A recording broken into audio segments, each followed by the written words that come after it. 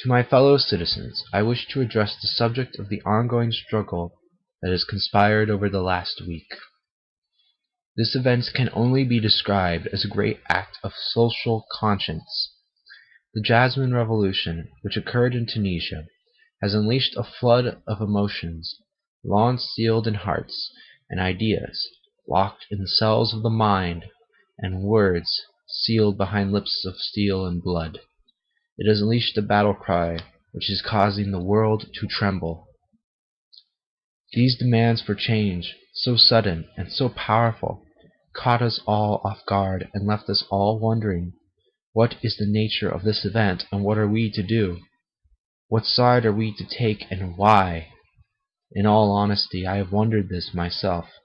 However, after much thought and deliberation, I know the path we must take, and we must take it quickly, for delay would hurt a most honorable and just cause. Before us stands a great event of our time, an event which bends history itself to its will. In Egypt, the center of the Arab world, a popular uprising has begun. Voices long silenced are breathing life into words such as freedom and democracy. The resurrected masses claim to be the guardians of enlightened ideas and foot soldiers of noble aspirations. In their words they demand, "Down, down with Mubarak." If this is nothing more than a simple revolt led by the people against oppressive governments, why does the world tremble so? Why has it captivated the globe with eyes wide and mouth gaping? Why has it forced the most powerful nation on earth into taking a position of no position? The answer is simple. Fear. Fear of the future. Fear of the unknown. Everyone fears what will come in the wake of this tsunami. The West fears a rise of an Islamist government, a government that shall seek to confront the rest of the world while controlling the Suez Canal. We fear because these events will threaten the so-called stability which has been established in the region. We fear, and rightly so. No one enjoys wandering down a dark path with no knowledge of what lies ahead. However, I believe that only one real and honorable choice lies ahead of us. Upon a shining hill, liberty is calling. She is reminding us that freedom is not a gift for us alone. From the cradle of civilization, the children of the Nile are crying for their ancient liberties, and while in the past they may have accepted subjugation as a price for stability and security, they will no longer do so. Freedom has risen from the Nile like an ancient goddess, and calls her ancient children to remember their ancient rights, liberties granted to them by God long before they surrendered it to pharaohs and kings. They wish for their children to live in a land where they are citizens and not subjects. Now many say Mubarak has been our ally, that the Muslim Brotherhood is the most organized opposition group in Egypt and therefore could possibly seize power, and that the stability of the region is threatened. I do not deny that in the past Mubarak has been our ally. I have no doubt Mubarak, to some extent, is or once was a patriot and a lover of his people and homeland.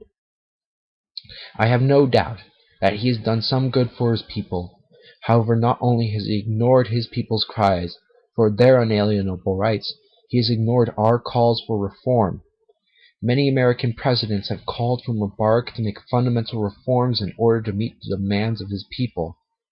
He repeatedly has made empty promises. His actions have shown he wishes nothing more than to continue the subjugation of his people. He rules like a pharaoh, clutching his vast domains in clenched fist. Our ally has refused to act in the best interests of those who are his people. Therefore, is he our ally, or is Egypt our ally?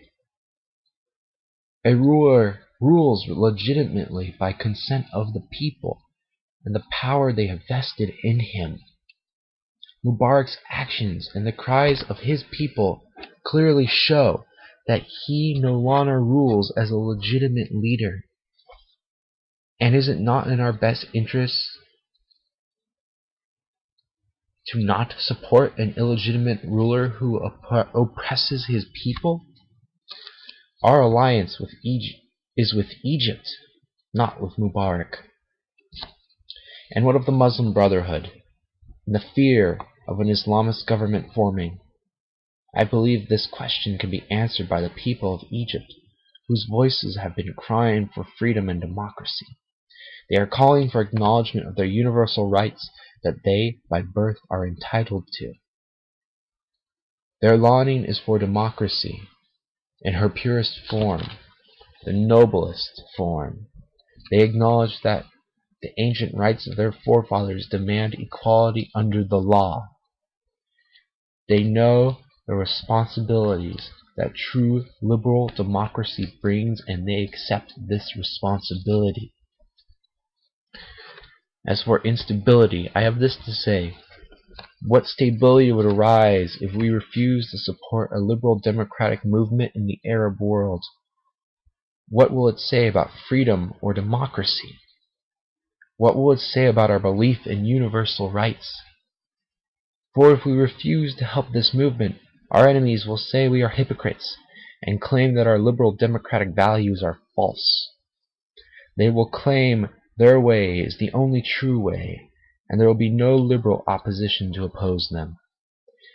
For too long the peoples of the Middle East have been lectured on modernity and the greatness of liberal democracy. And now, when they rise in the name of these values, we hesitate to support them. Should we not allow them a chance to prove themselves?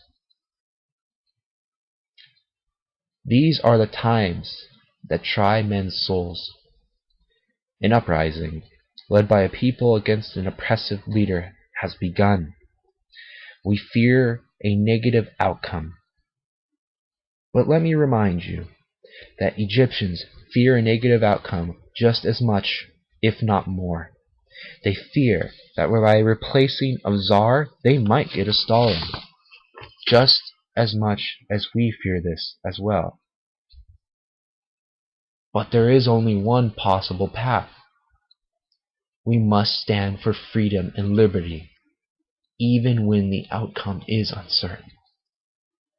We must remember our ancestors, who also rose to the occasion when the cause of freedom demanded them to step forward. Now she has also called the children of the Nile to undertake this great mission.